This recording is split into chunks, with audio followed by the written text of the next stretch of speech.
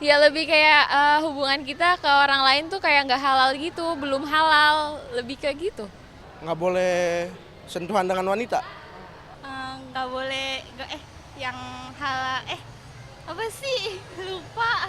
Kalau belum sah jadi diakui oleh agama dan pemerintah itu berarti belum muhrim gitu, atau mungkin dia bukan sejenis lah ya, nanti masih lawan jenis atau laki sama perempuan begitu. Muhrim itu yang sesama ini kali ya, sesama jenis kali. Muhrim sama mahram bedanya apa? Muhrim kayak cewek ya. Muhrim cewek, kalau mahram cowok. Assalamualaikum warahmatullahi wabarakatuh. Alhamdulillah kembali lagi di Hasanah Trans 7. Masya Allah lucu-lucu sekali tadi Ustazah, sempat lihat nggak VT-nya? Lucu ya. Itu memang pembahasan yang sering dibahas juga gitu kan di antara teman-teman kita semua juga gitu. Tentang mahram atau muhrim, mahram muhrim. Kayaknya tuh sama aja gitu kan, apalagi kita yang sering dengar tapi nggak tahu artinya. Ngomong-ngomong aja gitu ya, Pokoknya nggak tahu benar apa bukan salah. mahram, muhrim sama aja kan ternyata. Bingung, banyak yang belum paham juga ternyata ya. Ini duduk permasalahannya sebetulnya bagaimana? Ya memang kadangkala mahram sama muhrim diartikan sebagai satu definisi yang sama. Padahal artinya mensana in corpore sano. Oh, gitu. Yang satu ke sana, yang satu ke sono. Jauh ya. Iya, jadi muhrim itu dari kata ahrama yuhrimu ihraman. Dari kata ahrama, dari kata ihram. Muhrim itu adalah orang yang sedang melaksanakan ibadah ihram, baik itu ihram karena umrah atau ihram karena haji. Ya kita semua di sini bukan muhrim. Kenapa? Nggak ada orang ihram di Indonesia. Harus ambil mikot dulu di Saudi, gitu loh, ya. Jadi yang betul itu bukan mahram. Ya, mahram itu dari kata haram. Kalau misalnya pengertiannya mahram Ibu ya, alladzi yahrumu at-tazawwuj bihi. Orang atau lawan jenis yang kita dilarang atau haram menikah dengan dia. Nah, itu namanya mahram. Namanya. Sama ayah, kakek, abang. Wah, ya. harus dihafalin juga. Dihafalin Ada nih. bagannya nggak? Ada bagannya. Oh, Masya Allah, ada bagannya. Tempel besok di rumah ya. Iya, jadi gini. Mahram itu kan orang yang tidak boleh kita nikahi sampai mati. Sampai mati tidak ada alasan yang bolehkan kita untuk menikah dengan dia. Nah, dan yang menyebabkan mahram itu ada 3. Yang pertama karena ada hubungan nasab atau hubungan darah, hubungan kekeluargaan. Terus dari yang kedua nih, Dit. Yang penyebab kemahraman yang kedua adalah jalur musyawarah atau karena terjadinya pernikahan.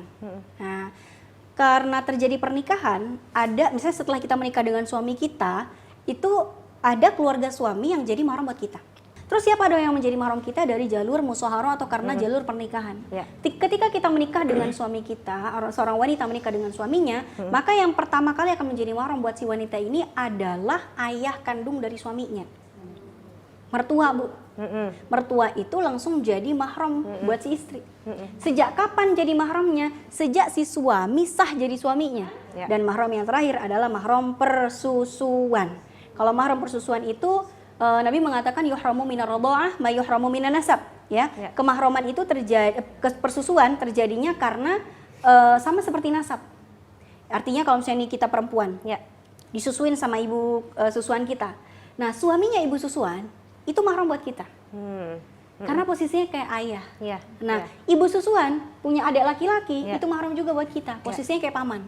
Nah, gitu terus. Ibu susuan kita punya anak laki. Nah, itu kayak abang kita atau adik kita, itu semuanya mahram. Jadi susunannya hampir sama seperti susunan dari jalur. Kalau misalkan ada yang donor ASI, misalkan kan tidak langsung nih menyusu langsung kepada ibunya. Ini air susunya itu termasuk mahram juga gitu. Misalnya inti dari kemahraman itu adalah tumbuhnya darah dan daging. Maka dengan cara apapun caranya tidak terlalu dipermasalahkan, yang penting ASI tersebut masuk ke dalam tubuh si bayi atau tidak. Nah, makanya syarat mahram persusuan itu harus memenuhi 4 syarat. Yang pertama, ASI tersebut harus masuk ke dalam tubuh si bayi, entah nyusu langsung atau botol atau bahkan diinfus pun itu bisa jadi mahram. Yang kedua kan masuk ke dalam tubuhnya, yang kedua sampai kenyang. Kalau ASINya tersebut tidak mengenyangkan, cuma setetes 2 tetes, enggak menjadikan mahram. Ya. Kemudian yang ketiga, kenyangnya itu sampai minimal 5 kali di dalam madzhab Syafi'i. Dalam madzhab Syafi'i minimal 5 kali. Jadi kalau kita baru menyusui anak orang baru 2-3 kali, belum terjadi kemahraman antara kita dengan dia. Ya, minimal 5 kali ya, 5 kali. Kemudian yang keempat nih, Bu. Usia bayi yang disusui maksimal 2 tahun. Makanya Bu, kalau misalnya menyusukan bayi ya kepada wanita lain, Ibu harus tanyakan. Tanyakan apanya? ibunya itu misalnya anak kita perempuan nih, berapa bayi laki-laki yang dia susui dan berapa anak laki-laki yang lahir dari rahim dia, karena semuanya menjadi mahram. Iya, Masya Allah. Nah, Hati-hati ya Ibu berarti ya, karena harus kan ditanya. haramnya dinikahi ya. Haram dinikahi. Nah, ini hubungan kemahroman, kepada inilah kita boleh membuka aurat kita. Selain pada mahram kita, selain kepada suami kita tidak boleh membuka aurat kita.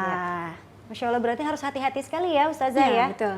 Karena tadi cukup agak Rumit ya. rumit gitu kalau misalnya kita menyepelekan hal ini, padahal sangat penting sekali. Soalnya hukumnya itu haram tadi kan, nggak boleh Haram dinikahi. nikah. Haram nikah. Bukan ya. haram menyusui ya Bu. Iya, iya. Haram menikahkan anak susuan kita dengan anak kandung kita. Iya, dan seperti yang tadi sudah disampaikan juga, kalau donor ASI berarti harus kita pastikan Hati-hati dulu, juga, hati-hati gitu. Jadi ya lebih teliti aja lah Betul, ya mengenai masalah ini, karena nggak bisa disepelein juga gitu Betul. ya Ustazah ya. Ya. Masya Allah, Alhamdulillah, terima kasih banyak Ya, Ustazah, jazakillah khair. Mudah-mudahan ilmunya bermanfaat, Amin, mudah-mudahan amin, ya juga Rabbal bisa kita aplikasikan dalam kehidupan sehari-hari. Amin. Terima kasih banyak juga ibu-ibu di sini yang sudah hadir bersama kami gitu. Tadi pertanyaan-pertanyaan ini juga bagus sekali, mudah-mudahan bisa mewakili pemirsa di rumah juga.